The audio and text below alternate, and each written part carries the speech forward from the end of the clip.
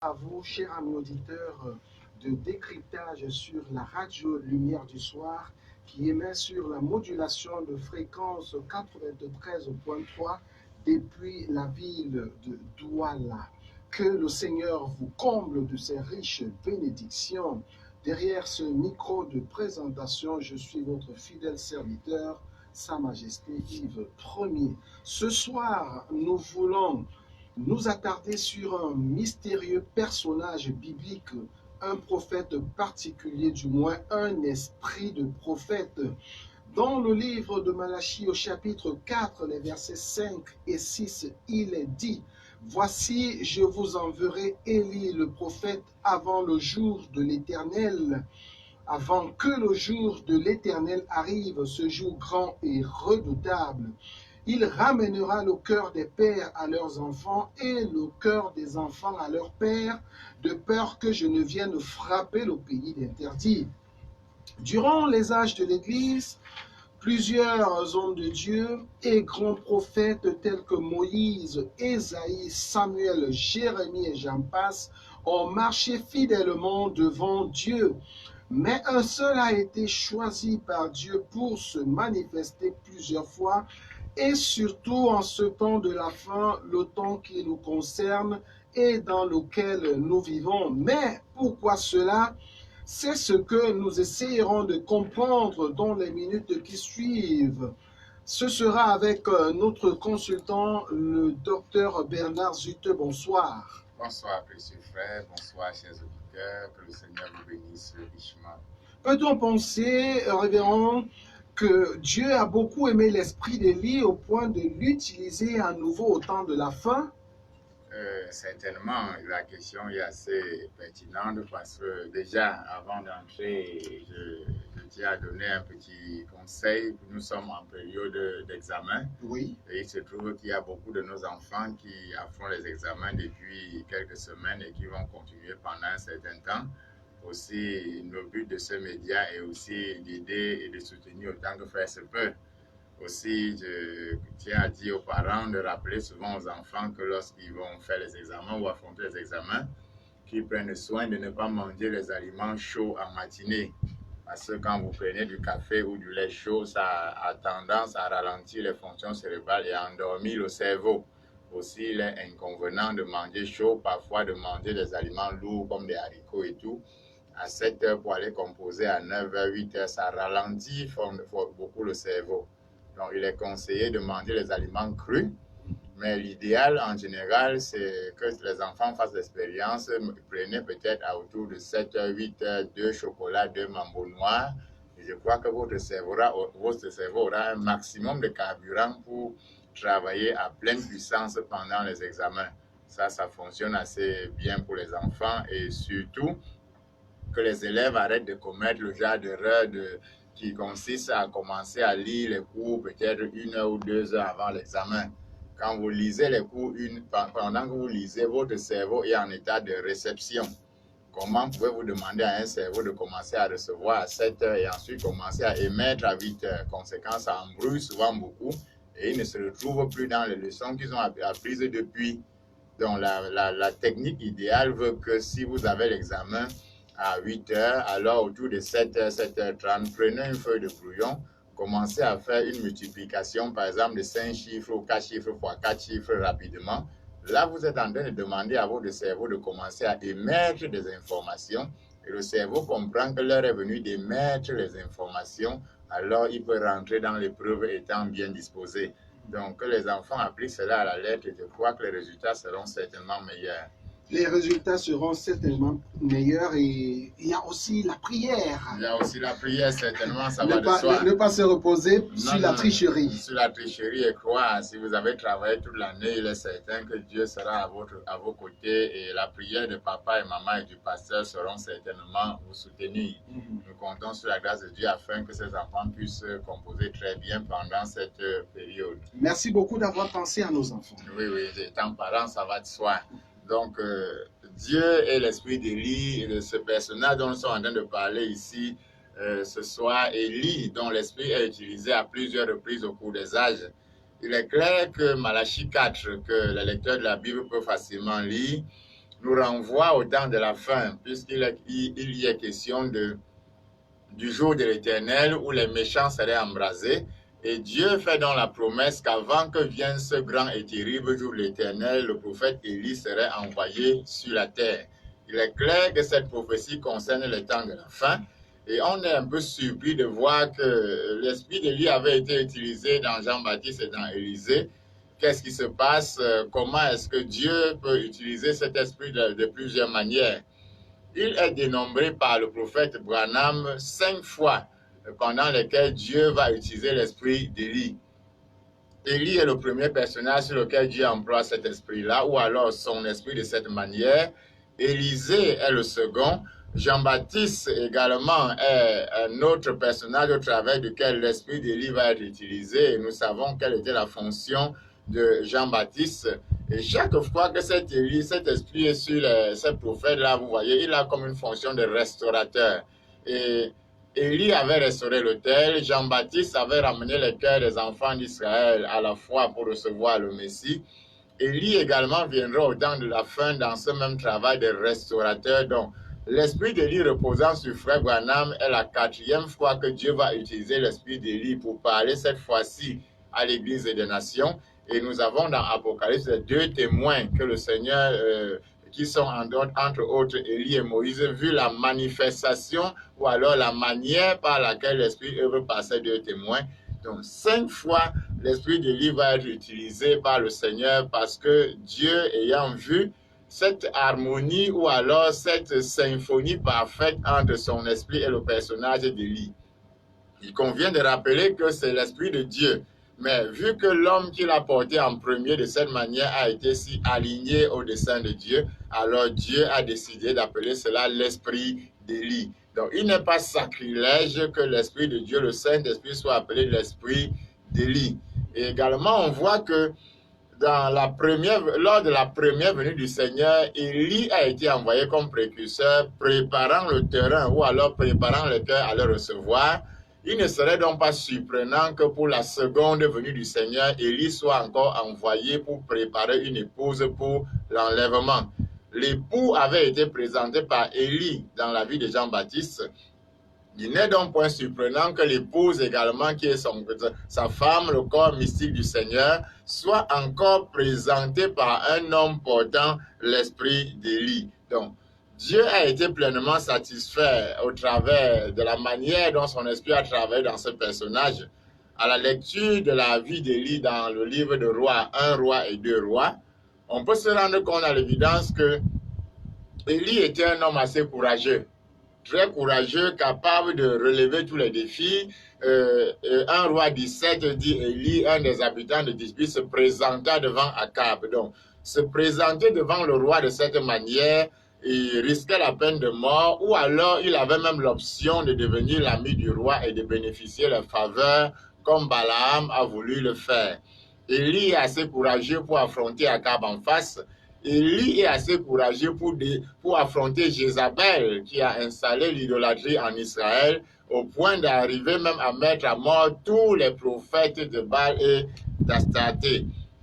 On note également dans la vie d'Élie cette obéissance particulière parce que, étant prophète et connaissant d'office ce que disait la loi, Élie n'a pas posé de questions lorsque le Seigneur lui a demandé d'aller demeurer au torrent de Kérit et que là, les corbeaux l'y nourriraient. Donc, Élie aurait pu se demander, mais les corbeaux, l'oiseau un peu, qu'est-ce qui se passe? Mais Élie n'a pas posé la moindre question au Seigneur parce que Élie savait combien il fallait dépendre de la souveraineté de Dieu.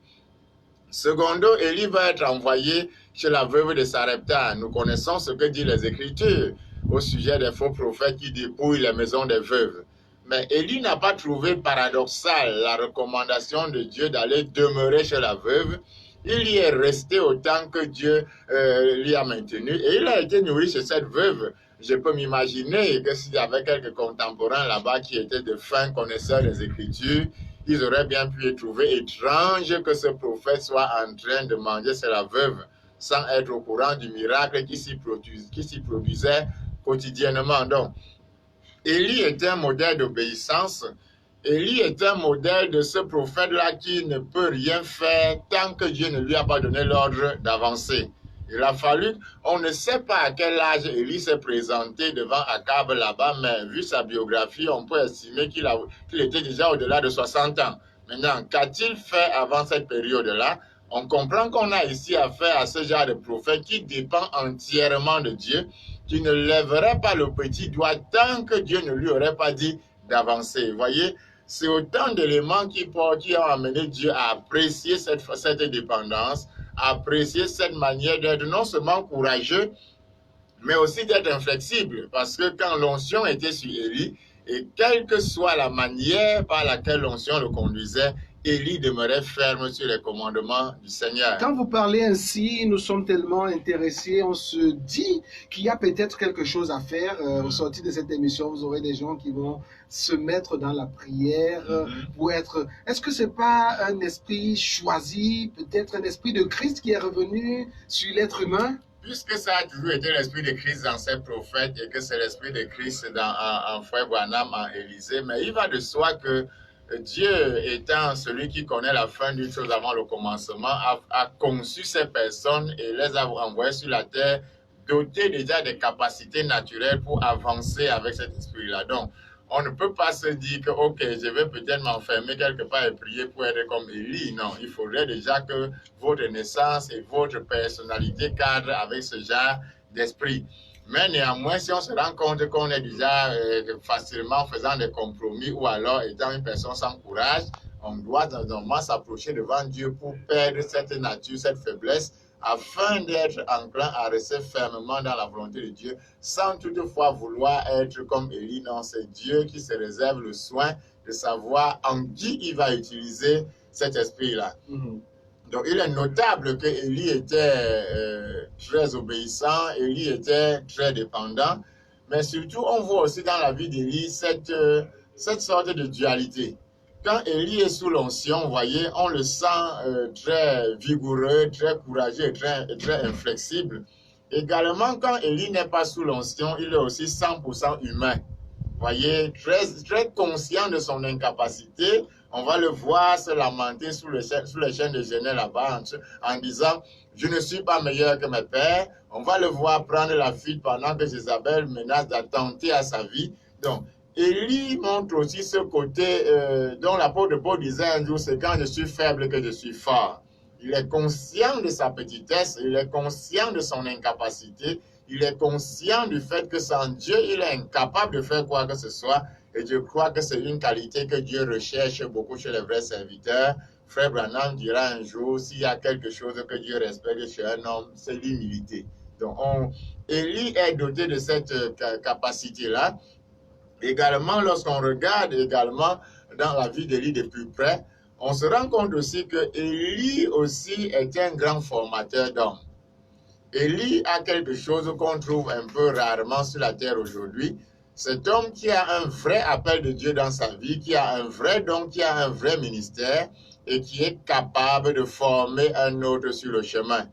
Primo, nous voyons ici que Élie n'a pas eu un élève pris dans le tas. Il y avait beaucoup d'enfants d'Israël qui étaient peut-être des hommes très prieurs, très assidus, ainsi de suite. Mais Élie a attendu jusqu'à ce que Dieu lui-même pointe Élisée pour être son successeur. Et une fois que Élisée a été pointé, alors Élie a laissé la révélation le conduire pour savoir le reste des choses à appliquer. Et on verra également qu'à la fin de la formation, Élie va faire passer à Élisée un test pour voir si la formation est achevée. Lorsque, dans 2 Rois, la Bible dit, lorsque l'Éternel fit monter Élie au ciel dans un tourbillon, Élie allait avec Élisée de Gilgal. Et Élie va passer ce test à Élisée en disant, reste ici, l'Éternel m'envoie à Bethel, et pour vérifier si Élisée peut se connecter à l'esprit, pour vérifier si Dieu peut déjà s'adresser directement à Élisée. Et quand Élisée va dire, l'Éternel est vivant, ton âme est vivante, je ne te quitterai pas, alors Élie commence à percevoir que la formation est complète parce que Élisée peut se connecter directement au Seigneur. Donc, on voit ici un grand prophète, on voit ici un grand formateur, on voit ici un homme rempli d'humilité, mais on voit aussi un homme qui, sous l'onction, ne s'amuse pas avec la parole. Il est prêt à écarter du chemin de Dieu tous ceux qui amènent l'idolâtrie en Israël. Donc, c'est autant de caractéristiques qui amenaient Dieu à se plaire dans cet esprit-là, à se sentir à l'aise à travailler avec ce personnage, au point où Dieu a réutilisé 4 fois de suite, ce qui fait 5 au total, l'esprit d'Élie dans d'autres prophètes à venir. Qu'est-ce qui fait que c'est un homme comme Élie ait cet amour pour former la jeunesse? Nous voyons par exemple Élisée, Oui. parce que le tableau aujourd'hui nous montre des grands hommes qui, lorsqu'ils ne sont plus là, on ne voit pas que la relève a été assurée. C'est vrai, voyez, il n'est pas donné à tous les hommes d'avoir la capacité de transmettre un art. Tous les grands footballeurs ne deviennent pas de bons entraîneurs. Parfois, les meilleurs entraîneurs ont été de piètres footballeurs. Donc, vous voyez que c'est une autre facette d'un don. C'est une autre, je dirais même un sous-don que Dieu place dans le cœur d'un homme d'avoir la capacité de former des hommes.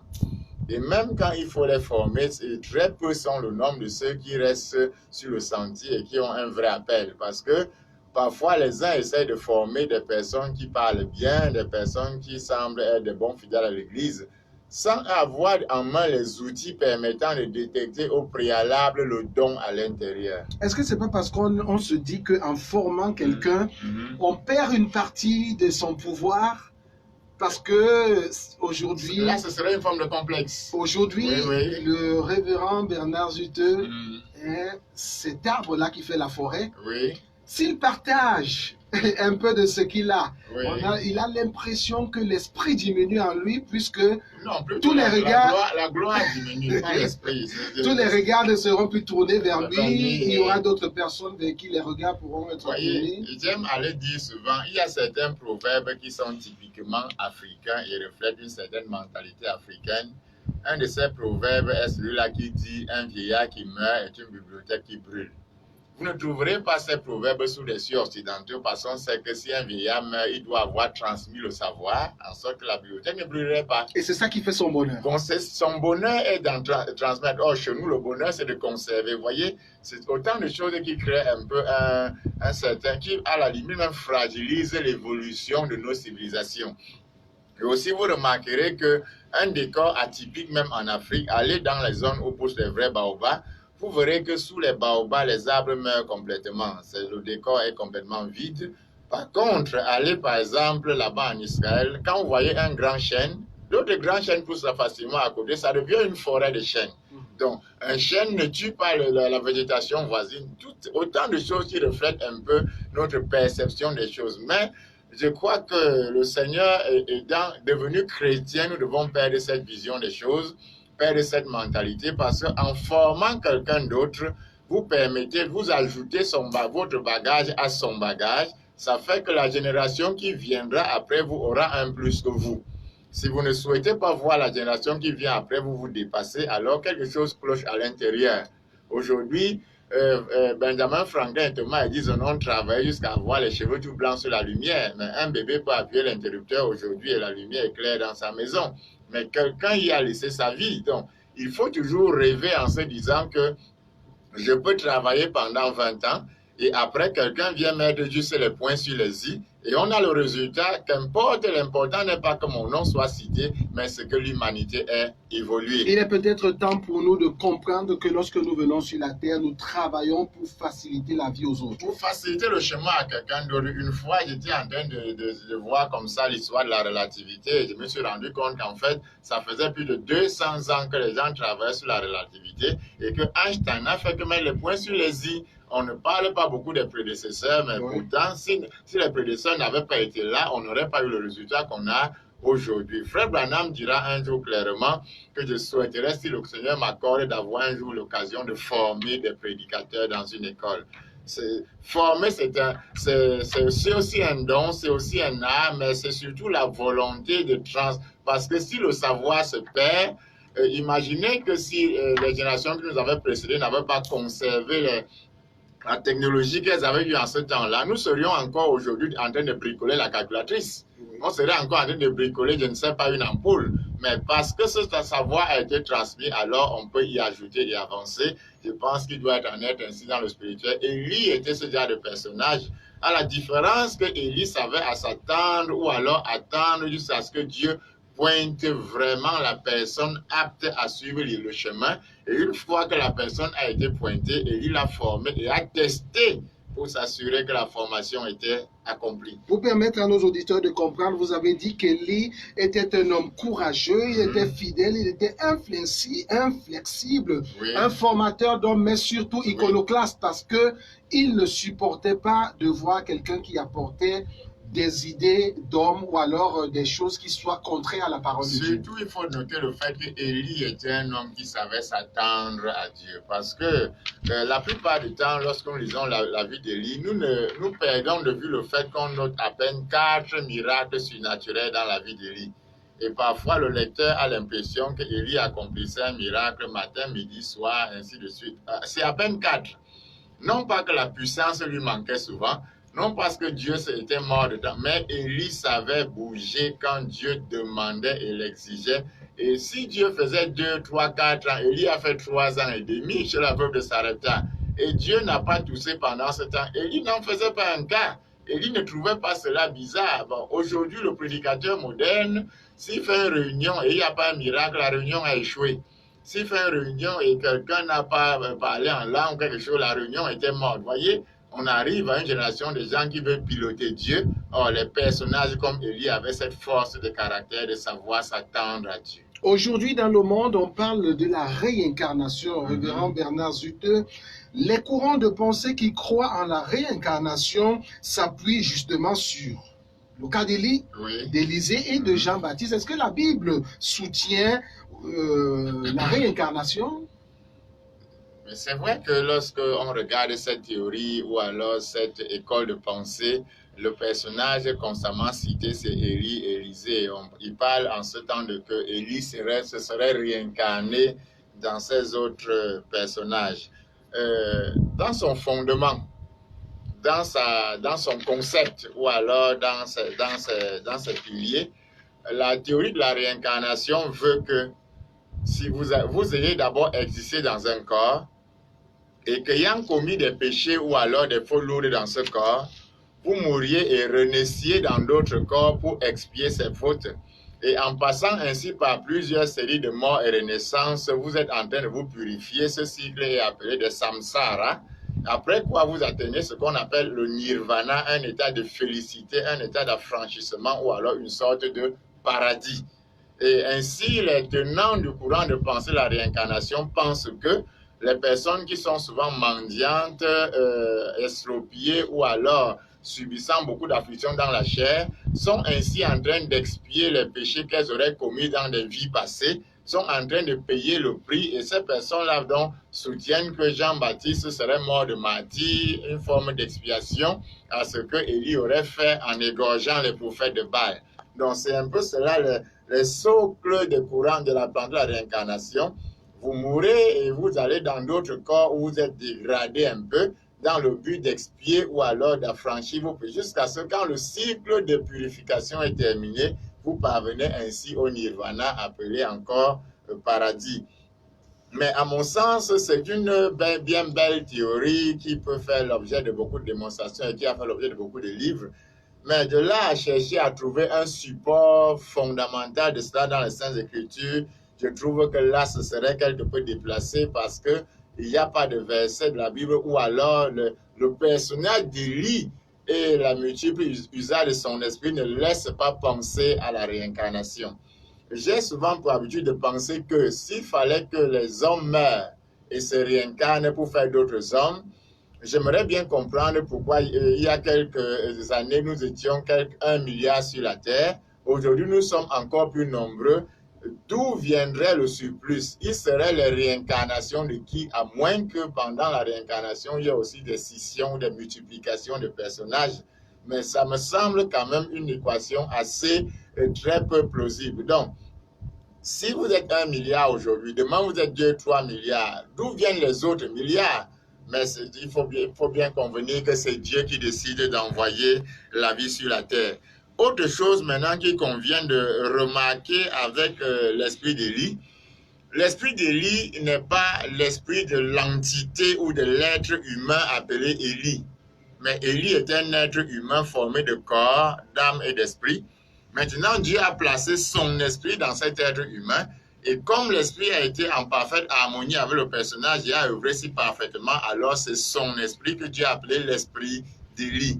Et il convient de noter que les tenants de ce courant de pensée ne tiennent pas en compte le fait que Élie n'est pas décédé pour se réincarner dans Élysée. Élie a été enlevé au ciel et l'esprit qui était sur lui a été renvoyé sur Élysée. La preuve qu'Élie n'est pas décédé, c'est que quelques centaines d'années plus tard, Dieu va faire revenir Élie à la montagne de transfiguration en train de causer avec le Seigneur Jésus et Moïse ensemble. Donc, la réincarnation veut que vous décédiez ou alors vous mouriez pour que votre esprit se réincarne. Mais Élie n'est justement pas décédé. Ça, c'est justement là où il y a anguille sous roche. Mais c'est l'esprit de Dieu, parce que Frère Branham dit, Dieu enlève son homme sur la terre, mais n'enlève pas son esprit. Donc, également un verset biblique qui vient en front ou alors qui contredit explicitement la réincarnation, c'est Hébreux chapitre 9, verset 27, Hébreux 9, 27, où il est dit, il est donné aux hommes de mourir une seule fois, après quoi vient le jugement. Or, la théorie de la réincarnation nie justement le fait que vous mourrez une fois, puisque vous mourrez aujourd'hui, vous réincarnez dans un second corps, vous êtes purifié, après vous mourrez encore. Donc, la réincarnation inclut des successions de mort et de purification. Par contre, la Bible dit que vous mourrez une seule fois, pas plusieurs fois. Après quoi vient le jugement, pas après quoi vient la purification. Donc, à mon sens, je crois qu'il n'est pas convenable ou alors il n'est pas scripturairement prouvable de dire la réincarnation. Un exemple également assez patent, c'est qu'aujourd'hui, l'esprit de Christ, l'esprit qui agit dans le Seigneur Jésus-Christ est répandu sur des milliers d'hommes sur la terre, mais nous savons que Jésus-Christ reste une entité vivante sur le trône, intercédant pour les péchés des saints. Si la réincarnation tenait de quelque façon que ce soit, il aurait fallu que Jésus soit décédé et qu'un seul être humain sur la terre soit détenteur de son esprit.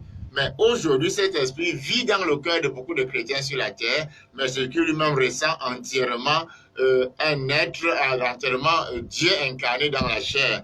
Donc, je crois qu'à mon sens, que non, c'est le Saint-Esprit qui a agi dans Élie, qui a agi dans Élisée, dans Jean-Baptiste, en Frère Branham, ainsi de suite.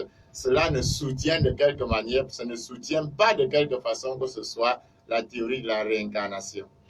Alors, révérend Bernard Zutter, Élie était un personnage quand même mystérieux, oui. Un personnage qu'on ne comprend pas. Je vais quand même vous lire une portion de l'écriture, c'est bien dans le livre de 1 Roi au chapitre 17, le verset 1 qui dit « Élie le Tishbite, l'un des habitants de Galate, dit à Akab, l'Éternel est vivant, le Dieu d'Israël, dont je suis le serviteur. Il n'y aura ces années si ni rosée ni pluie, sinon à ma parole. » On voit un homme qui sort de nulle part.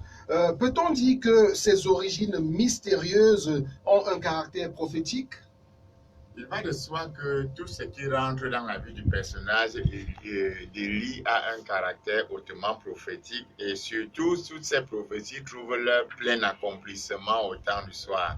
L'apôtre Paul nous a dit que tout ce qui était de la loi était des ombres qui n'étaient que des images typifiant les choses qui allaient venir. Paul ne parlait pas seulement des sacrifices et des rituels qui se passaient au temple, mais Paul faisait allusion à tout ce qui rentrait dans cette dispensation qui précédait la venue de notre Seigneur.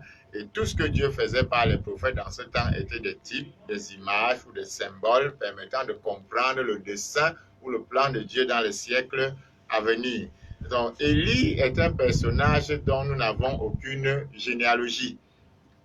Pas de père, pas de mère, pas d'affiliation, pas d'origine. On l'a vu sortir du désert un jour, comme ça. Un habitant de Tishbite tout court, comme parachuté, ainsi de suite. Donc, on a le cas seulement de Melchisedec qui est encore mentionné comme ça. Mais voilà un personnage qui sort de nulle part. Et Dieu voulant déjà montrer par là que le même décor se planterait chaque fois qu'on aurait ce genre de personnage sur la scène. Quand Jean-Baptiste est sorti du désert, il ne sortait d'aucune école de théologie, ni sadducéen, ni hérodien, ou alors ni essénien, qui étaient les tenants qui avaient pignon sur lui en ce temps-là. Et du coup, du fait qu'il ne soit affilié à aucune école, voyez, le clergé avait du mal à supporter son message. Parce que la tendance moderne religieuse veut que dès que vous commencez à parler des Écritures, chaque auditeur veut... Il n'était rattaché à aucune école. Aucune école de pensée, aucune formation. Et du coup, j'imagine que son français ou alors son araméen devait être catastrophique. Et vous voyez, de telles choses qui tendaient à amener certains à croire que c'était un fou, c'était un déréglé mental, ainsi de suite. Donc, Dieu voulait montrer par là que cet esprit de lui, quand il agirait chaque fois, il ne sortirait pas de la tendance globale. Il ne sortirait pas des meilleures écoles de théologie. Il ne sortirait pas de la religion qui a pignon sur rue, mais il viendrait de nulle part. Il n'aurait pas de background théologique. Il n'aurait pas de référence académique. Et justement, ce serait un des facteurs qui va contribuer à aveugler les contemporains. Et Jean-Baptiste a été vraiment une pierre d'achoppement pour les religions, pour les religieux et le clergé en ce temps-là, encore qui s'opposait farouchement au clergé et allant jusqu'à s'opposer à Hérodias. Mais où est même sortie cette tendance d'avoir des hommes de Dieu qui sortent des écoles? Parce que lorsqu'on regarde les Moïse, on regarde tous les autres. On se demande justement où cette tendance est sortie, parce qu'en fait, laissons même l'Ancien Testament et venons dans le Nouveau Testament. On ne sait pas de quelle école les pierres sont sortis, mais ils ont été formés sous le Seigneur. L'apôtre Paul a formé les Timothées. Il n'avait pas une école de philosophie. Aujourd'hui, les hommes, les prédicateurs, Frère Branham aimait toujours aller dire, Dieu va appeler un homme et mettre en lui un vrai don pour son service. Quelqu'un l'enverra dans un séminaire et il sortira là-bas complètement foutu. Parce que là maintenant, on lui apprend à parler, on lui apprend à ordonner son discours, on lui apprend à être un psychologue, on lui apprend... Or, l'Esprit de Dieu est censé se servir de cet homme pour l'utiliser comme bon semble au Seigneur, pas pour plaire aux hommes. Et du coup, on l'apprend à savoir s'adresser, on lui apprend, à savoir s'adresser aux personnes selon leur classe hiérarchique. Et à la fin, vous avez un produit, quelqu'un qui veut à tout prix s'assurer que son sermon passe bien, qui veut s'assurer d'être bien vu de toutes les classes sociales, ou alors qui veut s'afficher comme quelqu'un de civilisé. C'est bien d'être civilisé, mais le dessein premier de Dieu, c'est d'avoir en main des hommes dont il peut se servir et au travers même desquels il peut décrier les turpitudes ou alors les errances de la société moderne. Maintenant, aussi le prédicateur commence à vouloir être bien vu, à occuper les premières places dans les réceptions, ça va de soi que les compromis vont suivre avec. Donc, Élie sort carrément du néant, Élie sort de nulle part parce que Dieu veut refléter que même au temps de la fin, lorsque ce prophète Élie viendra au temps de la fin, on ne saurait pas exactement qui est son professeur de théologie, de quelle dénomination est-ce qu'il sort, son enseignement, comment on va le caser, où est-ce qu'on va le classer. Et le fait qu'Élie également ne vienne pas d'une école est un atout majeur pour son ministère, parce que là, on a en face de nous quelqu'un qui n'est pas formaté.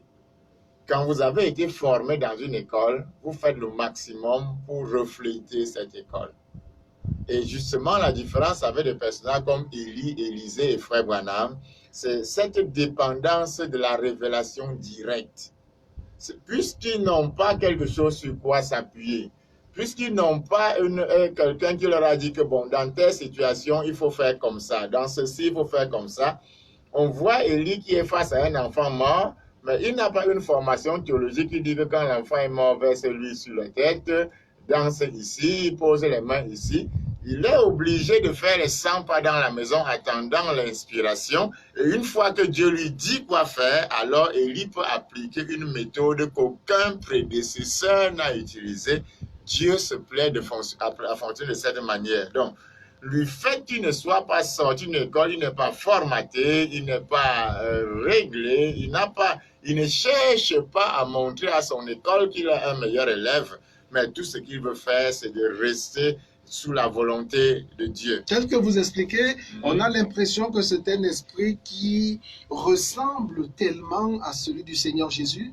Le Seigneur Jésus a été, puisqu'il est le prophète des prophètes, puisqu'il est le Seigneur des seigneurs, il a été le modèle par excellence de cette manière de fonctionner. Vous voyez, le Seigneur pouvait rencontrer 10 lépreux et vous aviez 10 approches différentes.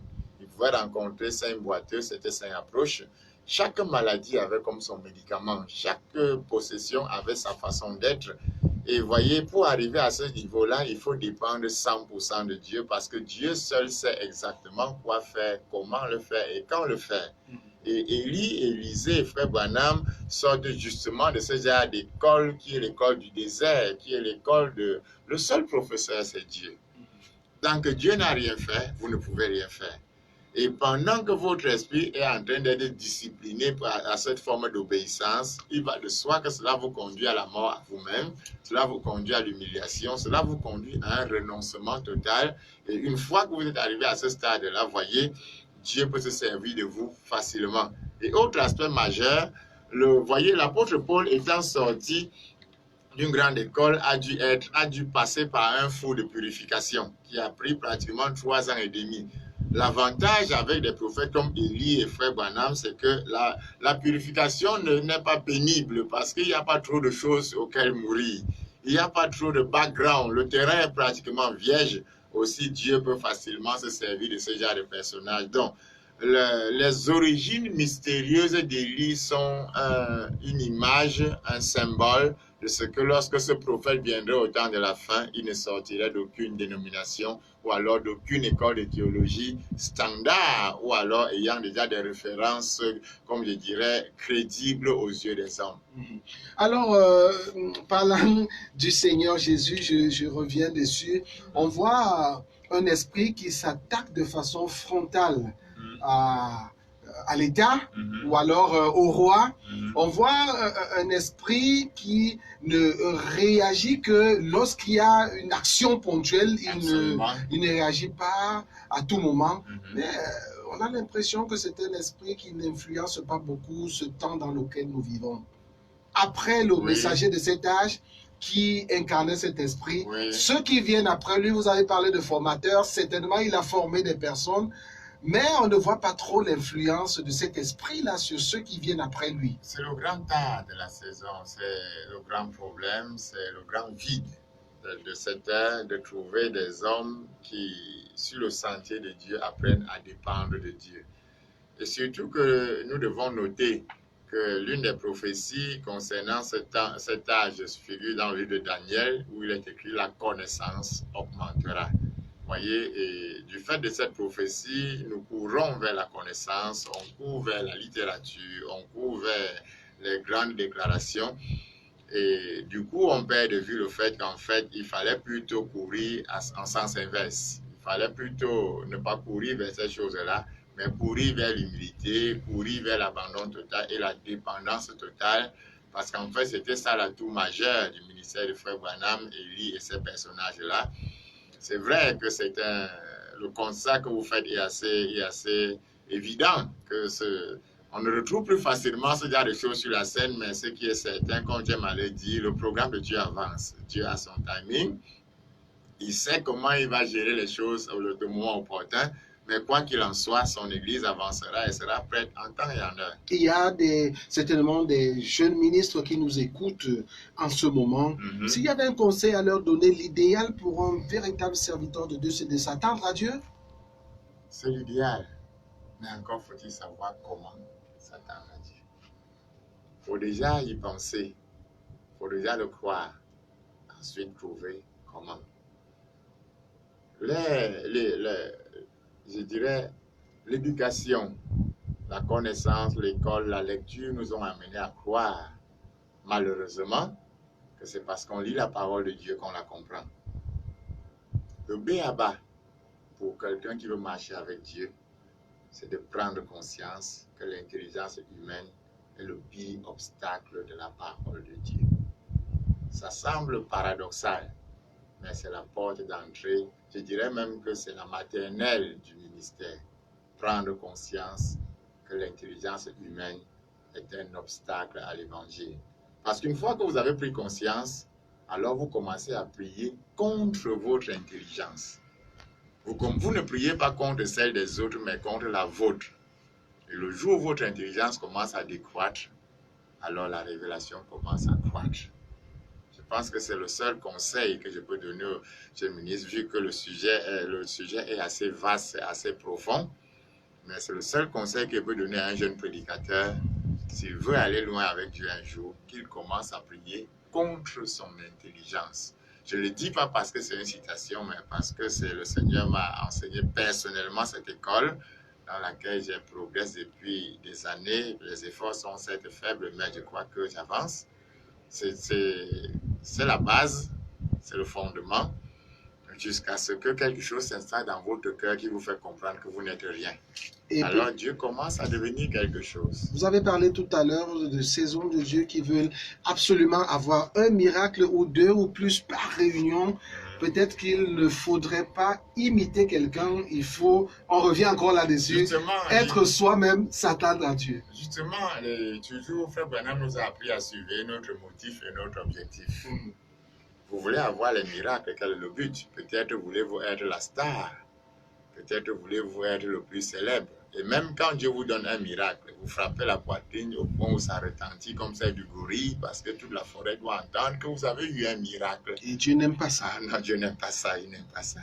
Justement, c'est autant de choses que Dieu vous révélera en chemin. Et vous verrez qu'une fois que vous commencez à vous éloigner de ça, c'est alors que les miracles vont commencer à se multiplier et vous n'aurez même pas envie qu'on en entende parler.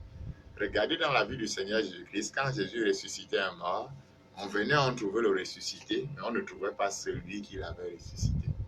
Quand Jésus a fait marcher le paralytique à la piscine de Bethesda, on a trouvé le paralytique, mais on n'a pas trouvé celui qui l'a fait marcher, parce que l'humilité est l'élément fondamental de la puissance.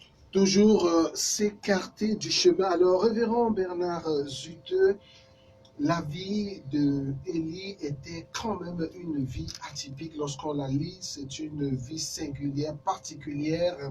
Y a-t-il des éléments qui laissaient présager que le Seigneur Jésus utiliserait cet esprit encore en ce temps de la fin?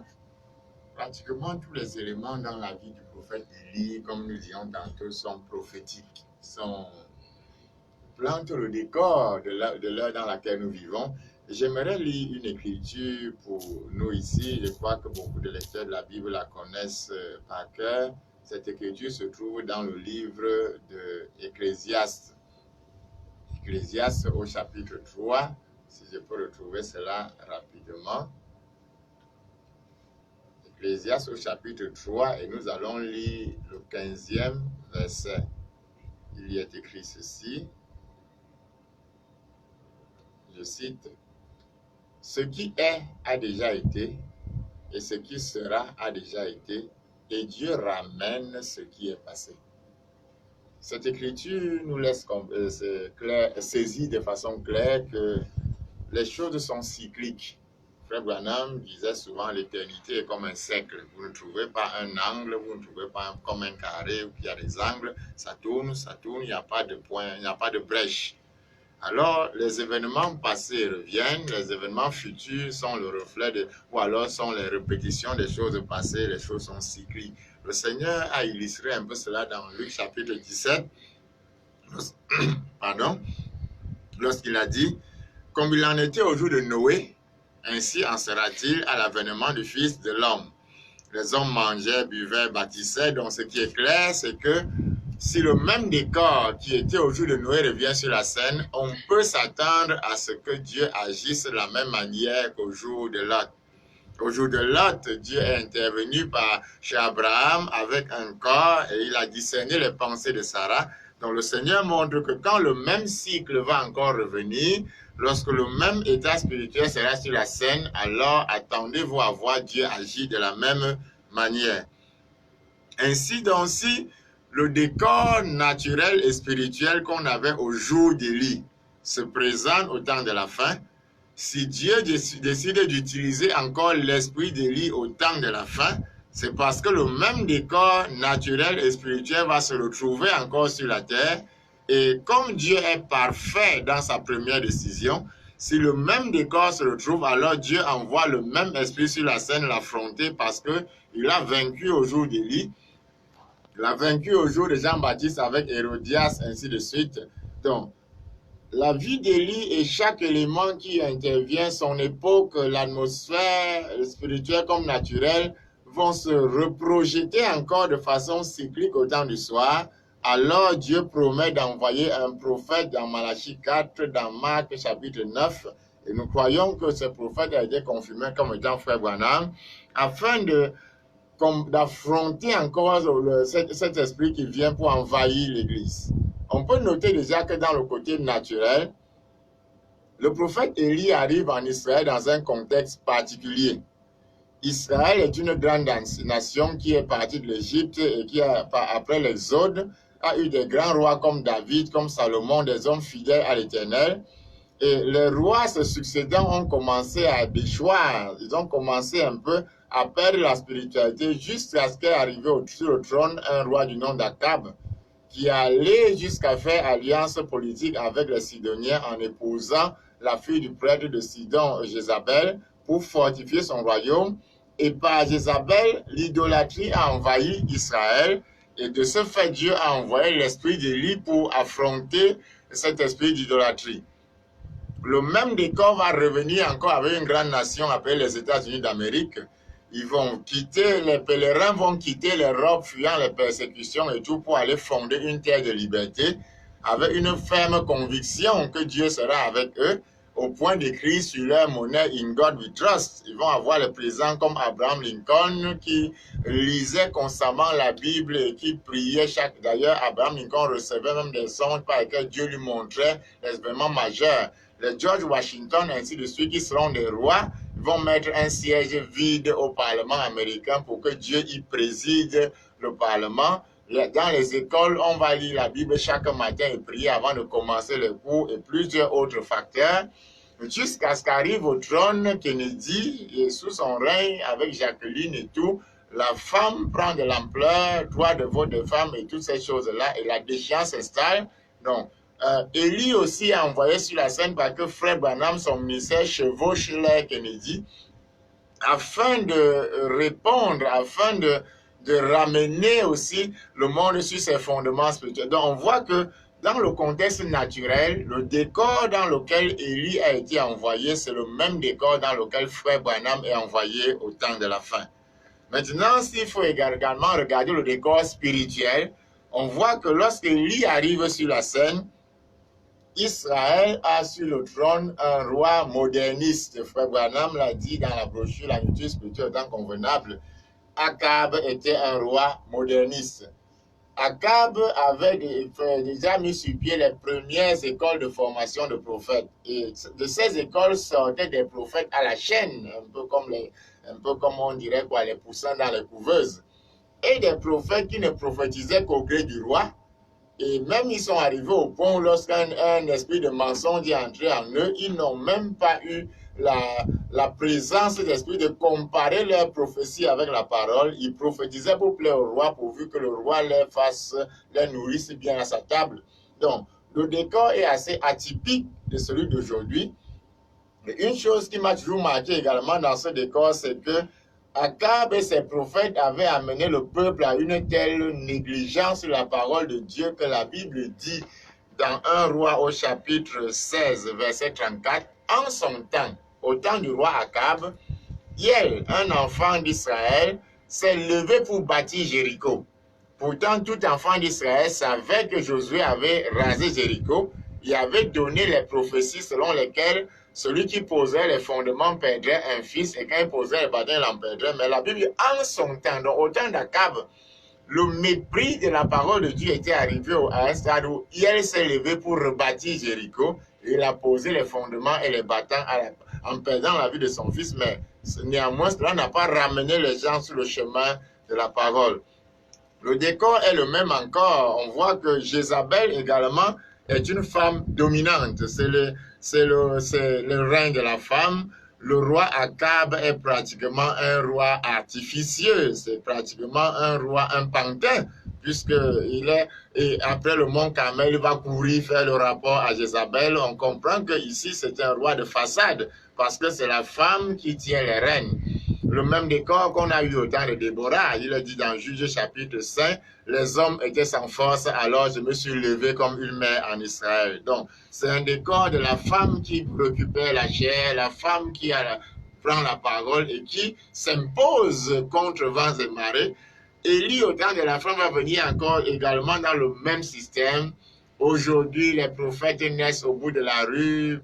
Vous avez les pancartes là-bas dès qu'il y a campagne prophétale et les titres même qu'on s'attribue, franchement, on se demande à quel niveau de blasphème les hommes sont arrivés. Je me souviens, j'ai lu comme ça une fille d'une campagne et un jeune prédicateur s'est attribué au titre de général des armées. Je me suis demandé s'il prend le titre du Seigneur Jésus-Christ en personne, parce que nous savons que c'est lui le chef de l'armée de l'Éternel. Donc, et parfois, c'est vrai, c'est difficile ce décor-là, mais toute cette confusion est du rejet du message d'Élie, parce que Élie, en son temps, avait été rejeté.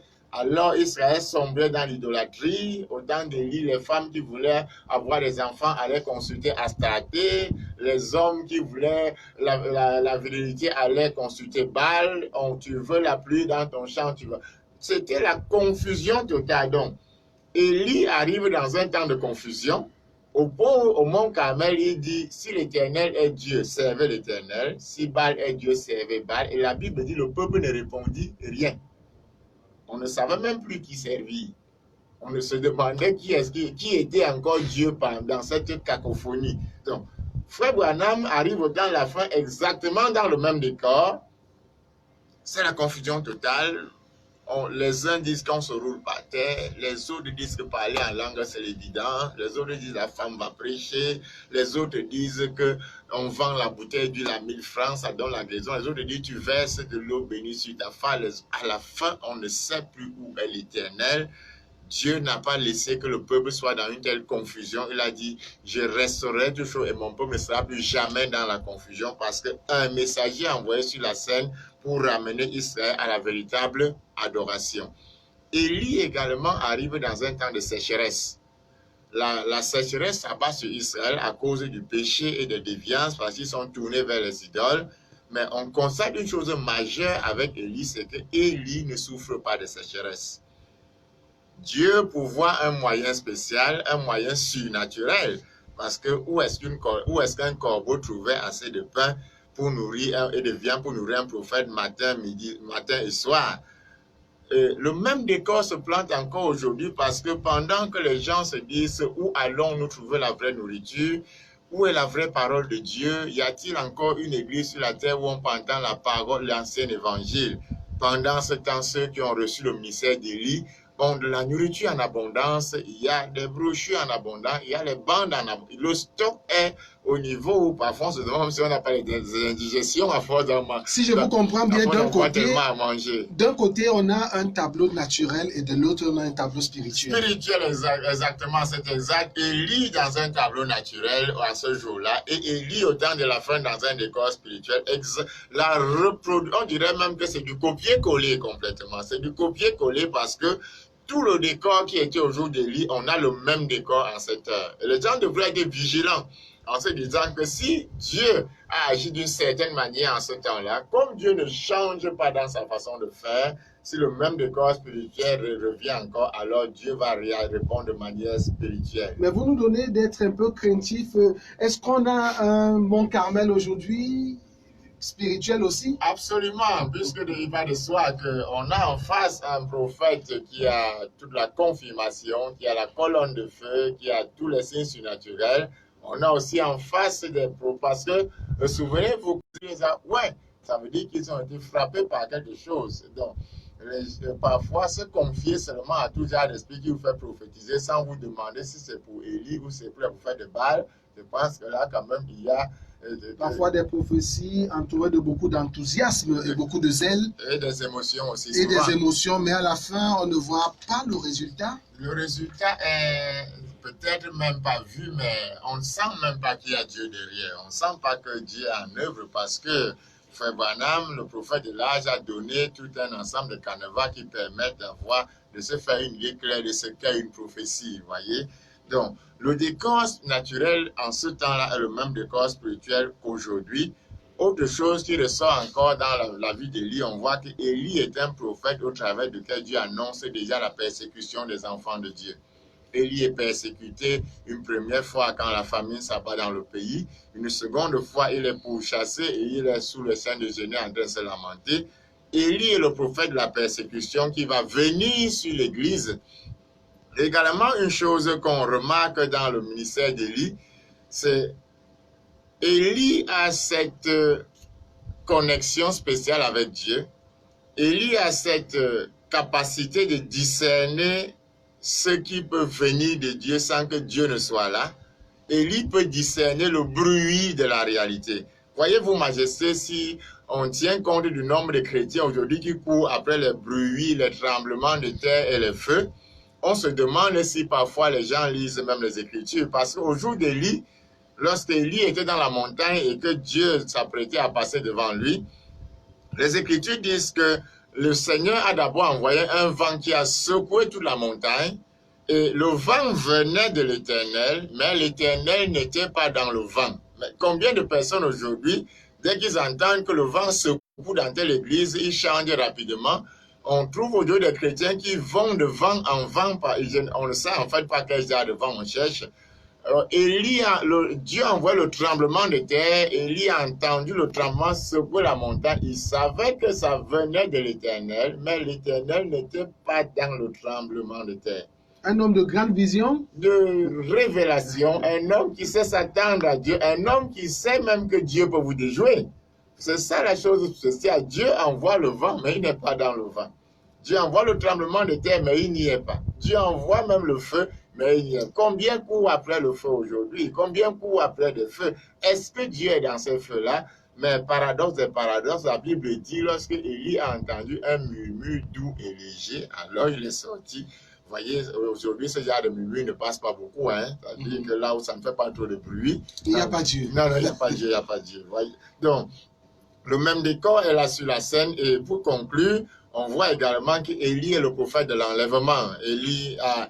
Qu'est-ce qu'ils se sont dit avec Dieu là-bas à la montagne? Comment ils ont causé? Mais toujours est-il qu'Élie sorti de là savait déjà qu'il devait être enlevé. Quand vous parlez d'enlèvement, il y a certainement des personnes de nos auditeurs qui ne comprennent pas. Ça veut dire quelqu'un qui n'est pas passé par la mort. Qui n'est pas passé par la mort, qui a été enlevé, qui a subi une transformation et qui a été emporté dans la gloire. Frère Branham dira dans qui est ce Melchisedec qu'Élie a laissé son manteau de chair avant d'être emporté là-bas dans la gloire. Donc, parce que Dieu veut montrer, comme Paul l'a enseigné dans les Épîtres aux Thessaloniciens, qu'il y a un enlèvement qui vient avec un schéma assez bien tracé dans les Thessaloniciens. Nous en parlerons plus tard, le Seigneur voulant.